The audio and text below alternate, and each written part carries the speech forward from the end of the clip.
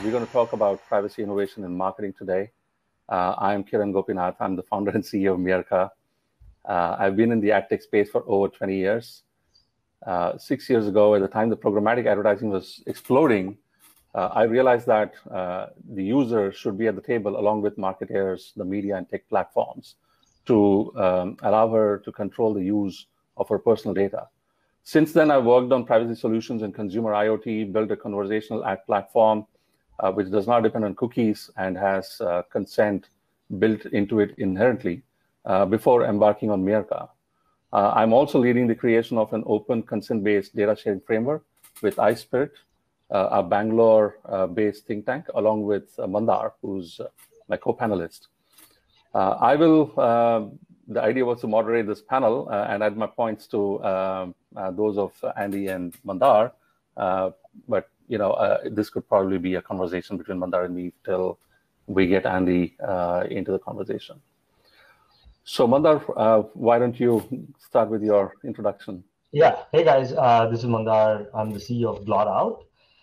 It's a privacy data engineering company as a service. I know there's a lot there, but everything Kiran said, put in a box, essentially is what we are trying to get done, which is how do enterprises sort of start building trust in our ecosystem, because privacy and trust are going to become interchangeable, right? And the biggest topic that we are all dealing with it is like, how can we bring trust back into the ecosystem, because it clearly doesn't exist. My past, I've been here in the Bay Area for 26, 27 years now. I've been on the board of IB at one point of time. Worked in early ad tech, like old ad tech guy, kind of left it, worked in big data. And then 4 of my last 5 years I've spent at Brave, building Brave ads, being Brave publishers. So was pretty much at the cutting edge of trying to think through what it looks like to build a private ecosystem. And Blotout's kind of an outcome of that. We're saying, okay, that's a little too edgy, if no pun intended, on the Brave side, but we need something a little bit more practical between what Brave does versus what an enterprise wants. For us to kind of move into the next decade. But anyway, that's me. You can reach me out at LinkedIn. Awesome. So let's start with the top of the mind question. How is privacy disrupting the marketplace in marketing, especially? What are your thoughts on that? Yeah, I think it's a fair question, right? Going back to our days when there was, first-party cookie and then a third-party cookie, and then there was an IDFA and a GID. I would actually say that I think privacy has started to erode, not just disrupt, right? So I think from a value chain perspective, we'll just take a single example, which I know everybody loves, Apple, right? 2 years back, they were posting billboards that Apple is privacy. And I think full circle, they made the change of a lifetime for a lot of people, asking them if they'd like to be tracked 2 years from then. And if you ask any marketer, right, like how to interpret that change, I think a lot of the marketers have struggled to understand what it means to have no more tracking IDs between apps, right? And half of them are struggling to understand why their CPAs are going out, CPA being cost per acquisition. Half of them have no idea how to attribute their campaigns anymore.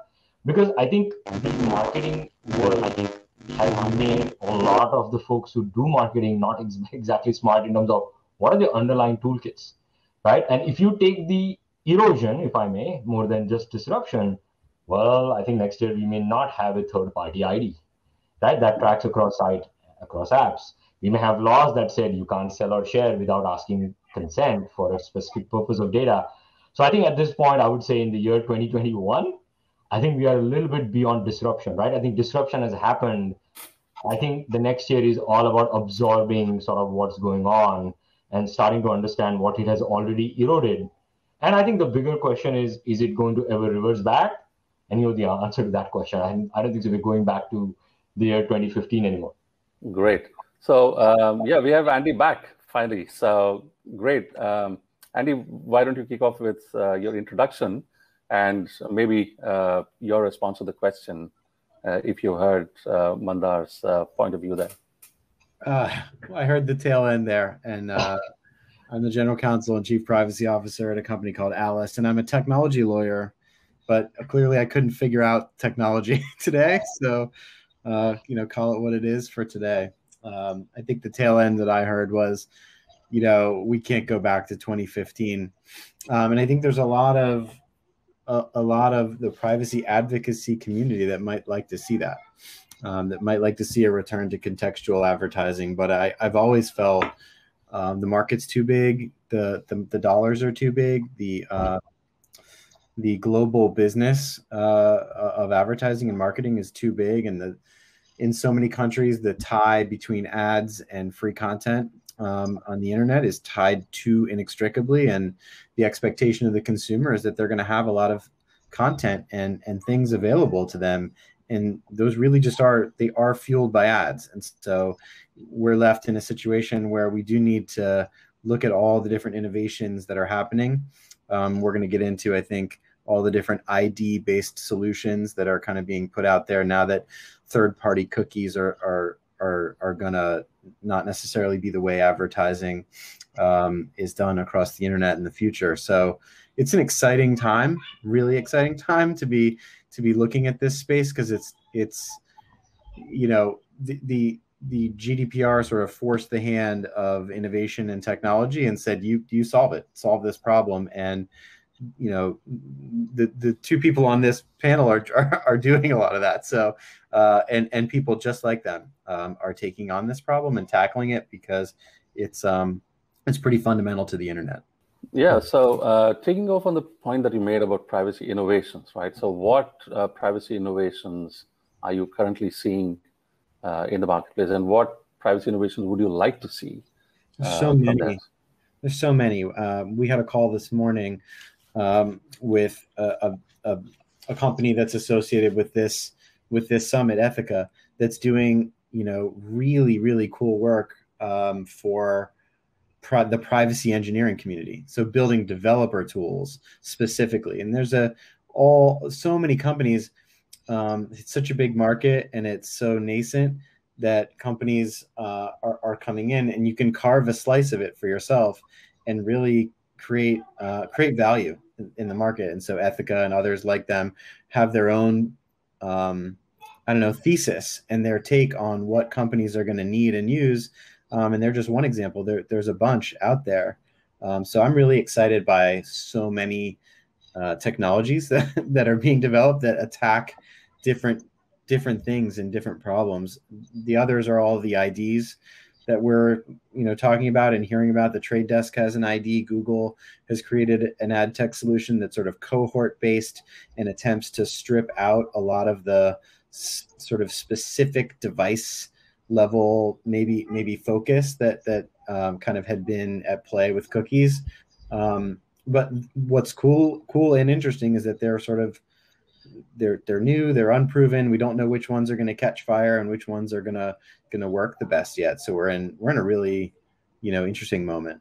Yeah, that's great. So Mandar, you and I have talked a lot about privacy innovations, and I know that Blotout is working on solving several of these problems, the privacy issues, using innovation. So what are your thoughts on privacy innovations that are currently in the market? And if you could share some of the privacy innovations that you're building out at Blotout, that would be fantastic.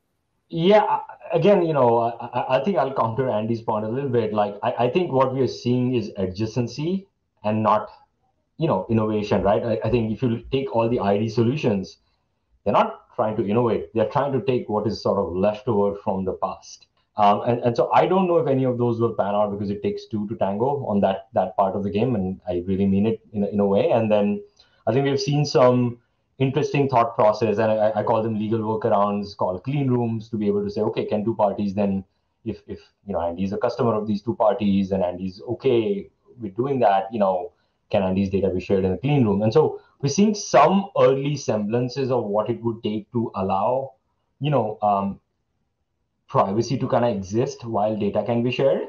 But I think there's a long way to sort of go on that. I think what we haven't yet seen is a complete pivot. I think Flock was an interesting idea, but I think Flock is kind of playing towards the notion of zero consent. I just want to opt you in because I have you, kind of thing, as a trade to use, using Chrome.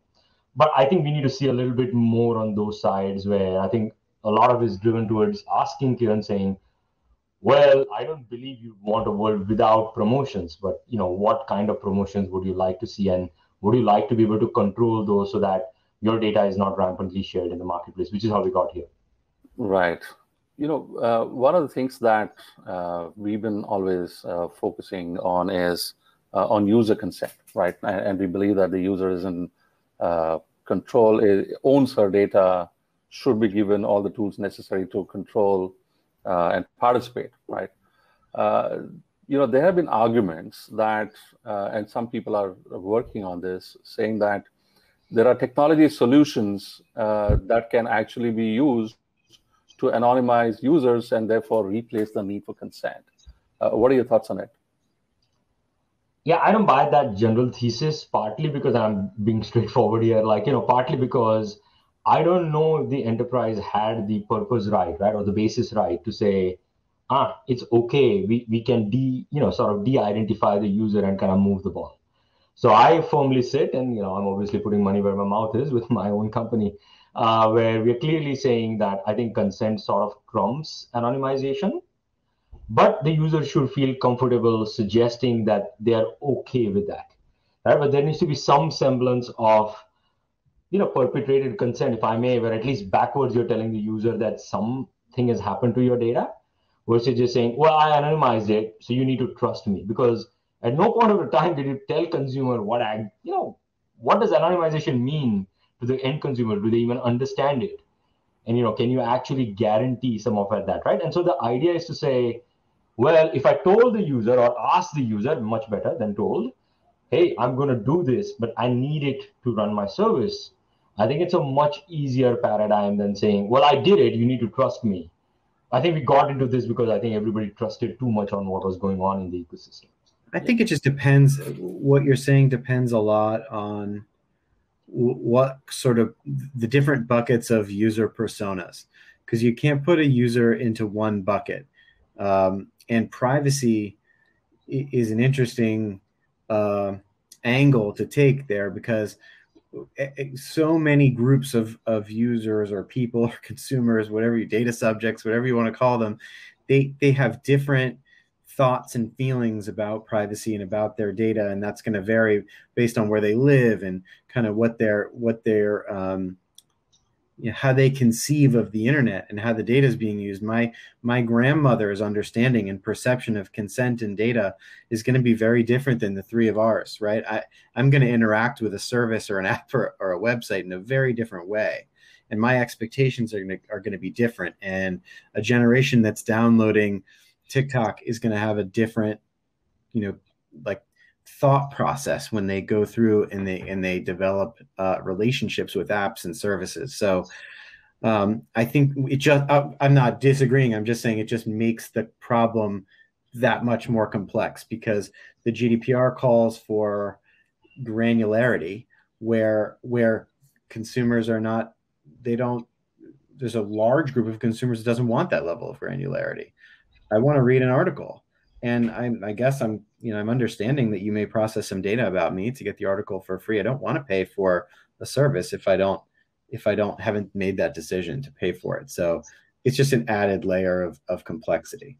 Go ahead, Mandar. Makes sense. No, I was going to say, I don't think so. We are saying a different thing, Andy. I think what we are saying is there needs to be some level of transparency, right? Without transparency, processing data and not being able to communicate that back seems like an inherent challenge. Doesn't matter which way you look at it, right? Users can choose to not ask for it, but when they ask for it, they should be able to know that, this is exactly what happened.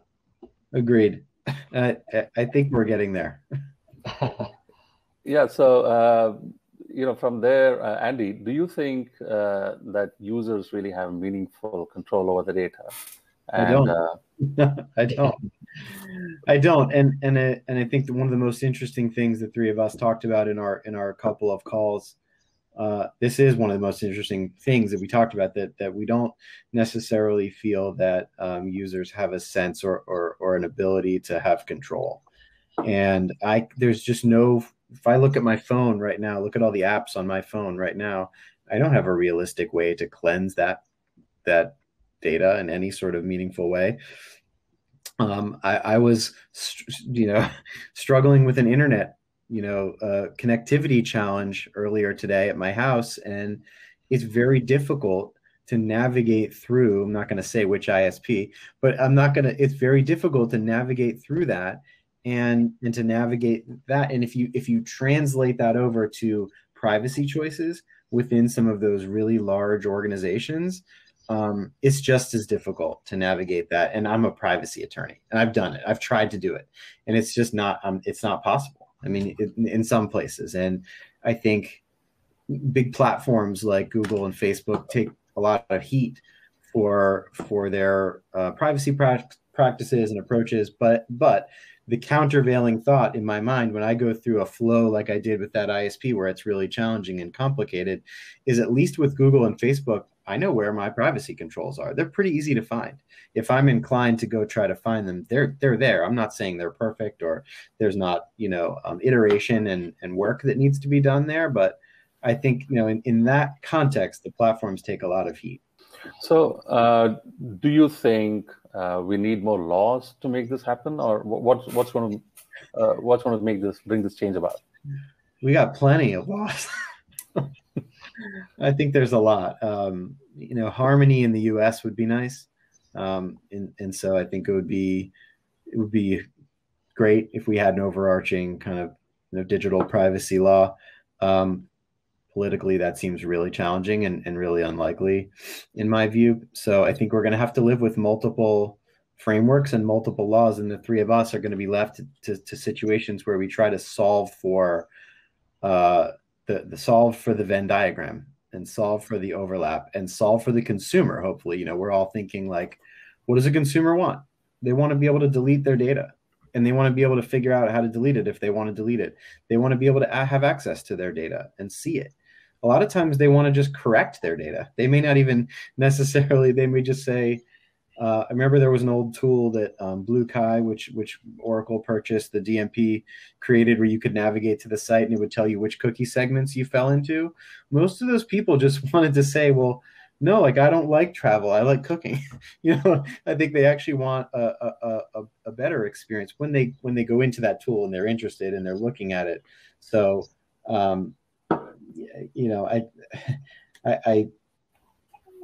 I don't think we need more law. I just think we need consistent harmony, and we need things like data transfers to become less of a challenge. So the complexity that's created by Schrems 2 and new standard contractual clauses, to me, sort of business burdening as opposed to allowing us to flex better privacy control and kind of do more right by the data subject or the consumer. I mean, I'm not a lawyer, so I'm not going to discuss law, even though I was born to a lawyer. But anyway, I think there are plenty of laws, right? The real issue is who's enforcing. So to me, I think that's a little bit more of a debate, because I think GDPR, even though they made it very, very complicated, still is very complicated. Like, we're talking about engineering, and we're talking about data, and we're talking about flow of data, and we're talking about nobody wants to do this versus that. I mean, the reality of it is, I think one of the reasons this happens is there's not enough technology tooling, in terms of allowing folks to be able to build these tools themselves. Because when Andy goes to, I don't know, Andy, what sites you like, but let's say engadget.com or Alyce.com, like Andy's expectation is, Andy went to Alyce.com. There's no expectation that he went to Google and Marketo and the whole kitchen sink of advertising. Like, why are these guys having my data? And that's what I meant by consent and transparency, right? There's some notion, and I think what's going to happen, and I think this has already happened, and so I shouldn't say it's happening, right? Third-party cookies are gone. Third-party IDs are gone. Why did it happen? Because I think we got to a point where you go to, and I shouldn't call this out because that's my old paycheck, AOL.com, like you will find 70 trackers on that site, right? And basically you're essentially telling the consumer, if you go to AOL.com, I'm going to have 73 people process your data. That just doesn't sound right in a lot of different ways.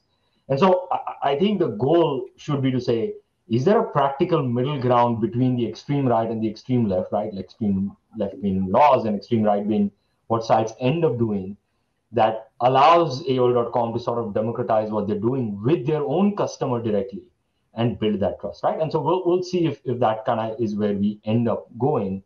But yeah, I mean, there needs to be some notion of what are these 72 trackers doing on my site collecting my data, because it's not AOL's data to start with. Yeah. So Andy, let me do a follow-up here. So to give meaningful consent, to get users involved in it, and to participate actively, do you think paying the user for to see for sharing of data or to see ads, do you think that's a viable option? Paying them cash or Bitcoin? I don't know. It's a really good question. I mean, we have the rise of so many of these types of technologies. I guess the short answer is I don't know. I'm not sure. I think one thing that stood out to me always was that there are bargains that should be made and could be made more easily. And one example is if I buy a smart TV and I load up that, I'm excited. I get it mounted on the wall and I plug it in and I'm like, I'm going to watch a soccer game, and I put it on and I have to go through the whole like click, set up the whole setup. Like I want to get my TV turned on. And at that moment, there is a moment where I am having a dialogue with the company that I'm setting that TV up with, and I can have, an OTT device or something where I'm setting up some sort of streaming technology where I'm at a moment where I'm having a conversation where I'm engaging with that company, and they can say to me, let's make an exchange. I'm going to process your data, and I'm going to give you a value pack of eight free movies a month, or I'm going to give you X thing, and we're going to process your data for ads. And to learn more, click here. But they're going to say, at least they're going to say it to you. I always thought there was a moment there, and I admittedly haven't gotten a new TV in a while, haven't looked up, haven't done that. I know Roku does some of these things too. So like, I always thought that was an interesting dialogue and a dialogue that could happen in a place where there could be a real value exchange. And so I would apply that forward. Maybe that works in the context of future technologies too. It's a lot harder on small real estate like apps and mobile. Mandar, you obviously built a monetization model at Brave. What do you think? Yeah, I mean, I think Andy made some awesome points, right? First, it does work if you offer it. It has not been offered yet. I think that's the bigger issue. The second issue that I see is friction, right? Like if this was somehow made easy, I think you'd see a lot more uptake. The problem is, I think, marketing itself, forget the rest of the ecosystems and the data side, is so fragmented, right? And if you think it's fragmented now, it's about to become like 100x fragmented starting next year when everything else dies. The real question is, who is bringing that low friction kind of mode to play, right? Because I think we haven't yet tested it fully. At Brave, it worked. I'm sorry, I'm not allowed to divulge any numbers, so I won't tell you what the numbers look like, but I would say it's a fairly successful experiment, right? An experiment that has grown 60 times over the last 4 years, so I know it's working. Right? I'm not saying it's the only sort of panacea where you say, okay, this works, let's do this, life goes on, right? But what is Flock? Even though I'm seeing the debate going on Flock, like we can discuss whether what they're saying is what they're doing, but what they're essentially trying to do is find a medium where the users don't have to engage and feel like they can build some trust with that engine, right? Because the users are not involved, right? On the other hand, all the laws, subject rights, and what we are debating here is saying, well, give the power back to the consumer so that they can decide to opt into one of these mediums. So the bigger question there is, hey, it will work. I've seen it work. I've spent 4 years doing it, so I know it works.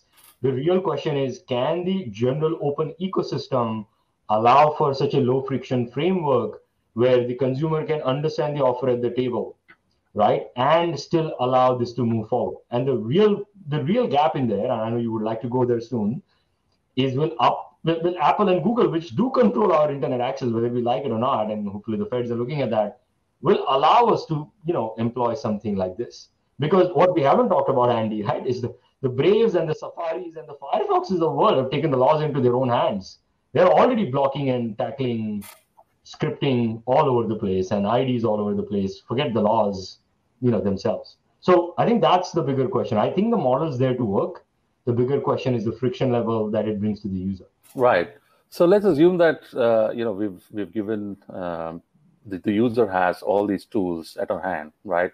And she is motivated, is going to be proactive in controlling data and so on and so forth, and decides that she is going to share data for certain purposes. Now, how are we going to actually ensure that that the data is only going to be used for the purposes that she wants to share for?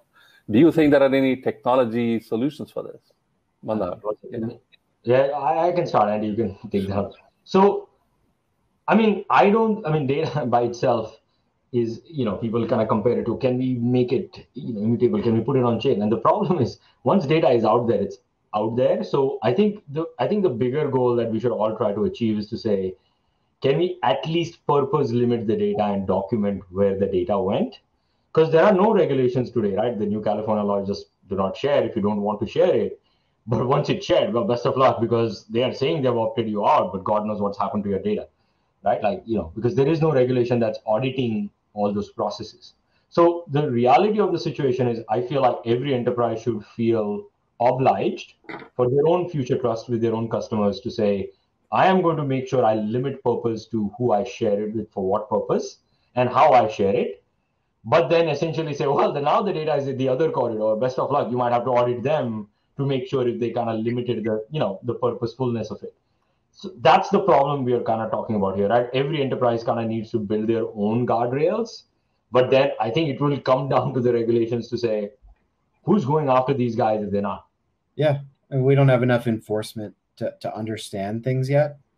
And so we just don't. XYZ big company takes a different approach than another big company, and they take a different approach. And that's not to say they're not taking it seriously. You have tons of companies leaning in and taking, for instance, in the United States, taking CCPA very seriously, and building large privacy organizations and spending tons of money with outside privacy counsel who are living in the panacea right now. With every law that happens, I like to kid my outside counsel. It's like more job security, so it's just another day, another privacy law for them, and different interpretations that span from completely wrong to like didn't read the law, all the way through to like very, very, very relevant yet different take on what the law says, because we don't have a whole enforcement history to work through.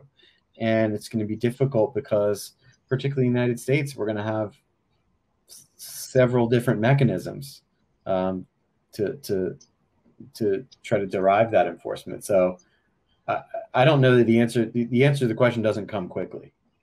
It comes like slowly over time as we learn bits and bits of information, and we test and learn and see things work, not work, see somebody get hit with something, somebody react to it. Makes sense. Yeah. So, this circling back to the point of user empowerment, Andy, this is to you. So, what solutions would work? Should the control be given at the edge, or should there be an app for it? How do we empower the user? Well, I've always thought that an app could work. The browsers, I mean, we sort of alluded to this. There's a bunch of browsers. There's a bunch of different adoption around those browsers. And so that's an interesting thing because everyone's using a browser. But I've also thought an app could work that's sort of persona based and says like, when I'm in my ads persona, I'm okay with these things having access to my data. When I'm in a logged in health data persona, I want it more locked down, and I want, I have a sort of, I don't know, different ways to interact with different types of apps and things that I'm using. And I always thought there should be a way. That's really complicated. It's not a simple problem at all. And certainly, like, getting adoption widely is hard for any of these things.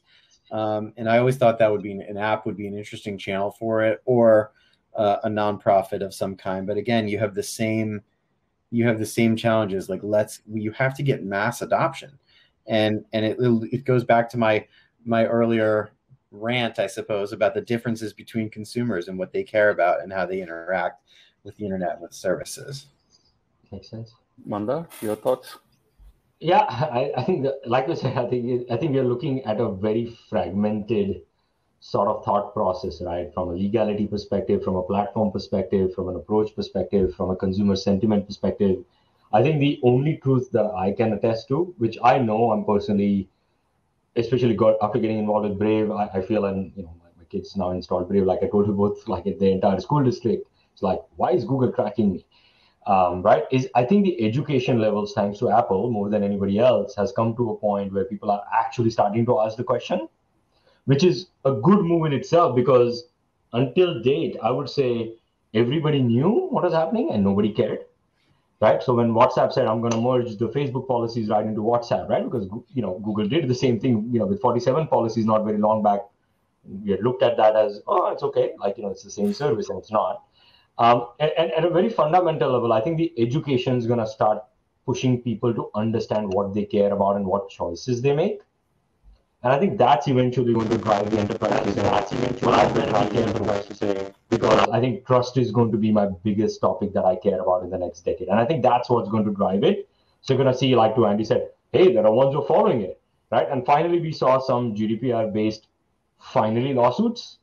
And again, we're not encouraging lawsuits. That's not what we're trying to do here. What we're saying is, if people don't fear about the law that came into place to protect the people, and people don't care about the fact that their data is publicly paraded, until that sort of becomes the normative story every day, I think enterprises don't fix themselves. But I see that already happening, right? And so to me, I think we're at the edge of privacy tech eventually becoming, the default sort of mentality in the next 5 to 10 years. It's certainly a good point about Apple. It's certainly a good point about Apple putting privacy into more deeply into the public narrative. I mean, there's a popular ad right now that is about the visualization of the person being tracked by cookies when he buys a coffee, and that wasn't there before. I think people knew, like, I look at a pair of shoes and I see it again later, but the tie to privacy wasn't necessarily there for people. Apple's definitely putting it out there. Yeah, you should start using Brave. Right. So I think we have a few minutes. So quickly, Mandar, since we're talking about giving users more ability to control the data, do you think we could actually help them with bringing transparency to the way training and inferencing models are built, right? To actually show as to what kind of profiles are built and so on and so forth. I think so. And again, I think you're making it very ad tech specific versus martech specific, right? Because I think they are two slightly different topics, but at a very fundamental level, I think the education will drive the need to standardize how people look at their own data, and again, it will be sadly developed by the big guys, which means you'll have to see it through their lens. Like you go to Safari right now, you can see the health of what is kind of going on that side. You go to the Apple store. So sadly, they are starting to dictate what it means for users to kind of comprehend what is sort of going on.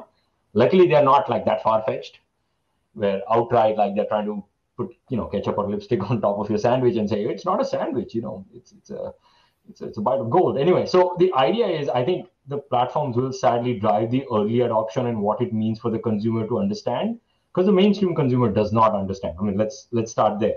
But the fact that they start caring about it will drive some standardization and some transfer in terms of what do they care about and what they not. And I think then you'll start to see tech tools, right? You're working on one, Kiran, yourself, like to say, can I bring to now bear that transparency for the cutting edge users so I can start managing it across their sort of digital visitation? Right. So we're completely out of time now. Thank you, Andy. Thank you, Mandar, for your views and thoughts on privacy innovation and marketing.